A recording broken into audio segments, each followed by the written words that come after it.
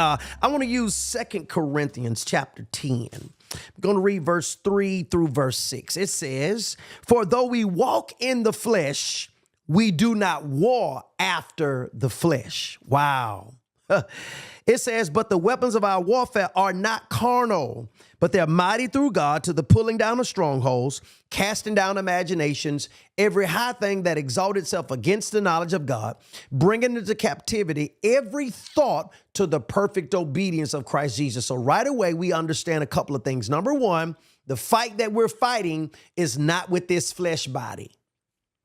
It is not carnal. Secondly, we understand that there's something that we've got to do, or that this fight is taking place in our minds. It's running itself through our soul.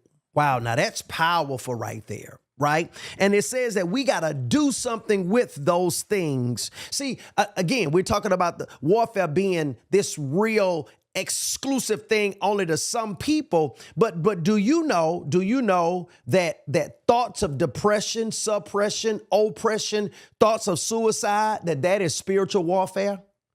Listen, there is absolutely nothing. Let me see how I can say this, because I want to make sense out of this. I want to respect therapists.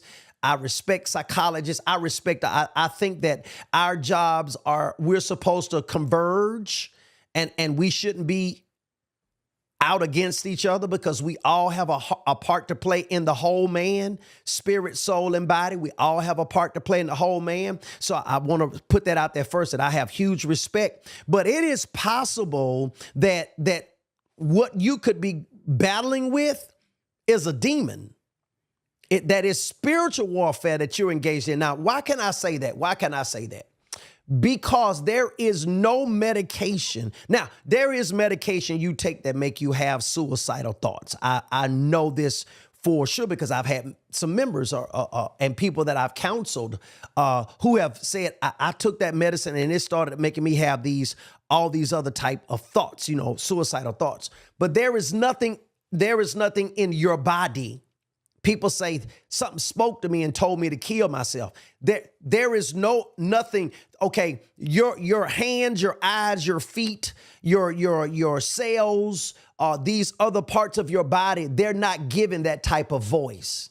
Stick with me. They're not given voice like that. Matter of fact, the only thing in your body that's given voice like that is your mouth, and that comes from a learned language. So where is this voice coming from that's telling me to end my life? Where is that voice coming from? Who? Okay, I can tell you. The thief comes to steal, kill, and destroy.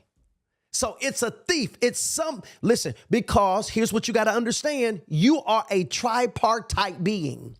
You are a spirit first. Remember, God made man in his image and in this likeness. You say, well, where do you get that from? I'm glad you asked. 1 Thessalonians chapter 5, verse 23. That's the thing about this podcast. I'm going to take my time and we will run through the Bible. We just won't throw stuff out there. 1 Thessalonians chapter 5, verse 23, it says, "And the very God of peace sanctify you wholly." It's there. "And I pray God," here it is, here's your makeup, "your whole spirit and soul and body be preserved blameless unto the coming of the Lord." So here it is. God made man in his image and in his likeness. What is God? God is spirit, soul, and body. God is spirit, John 4:24, God is a spirit, and they that worship him must worship him in spirit and in truth. So if he made me in his image and in his likeness, part of me must be spirit, right? So God is spirit and power and demonstration. That's actually where you function from. This body is not where you get your function from. Your spirit is what gives life to the body. Man is soul. So God has a soul. God is soul in the mind of Christ. That would be John chapter 5, verse 30. Jesus said, "I only do what I hear my Father say."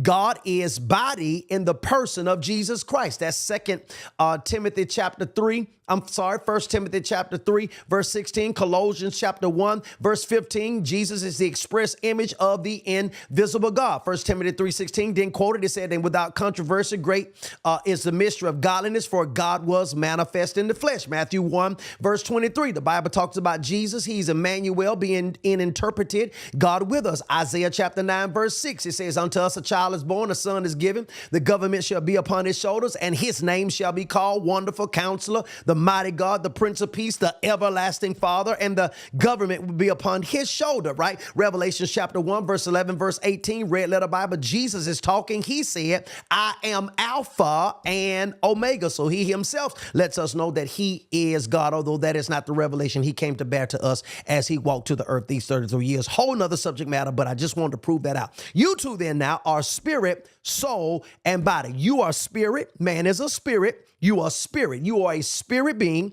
Man possesses a soul. That's your mind, will, emotions, intellect, and imagination. And man lives in a body. This body is not you. It's what houses your spirit.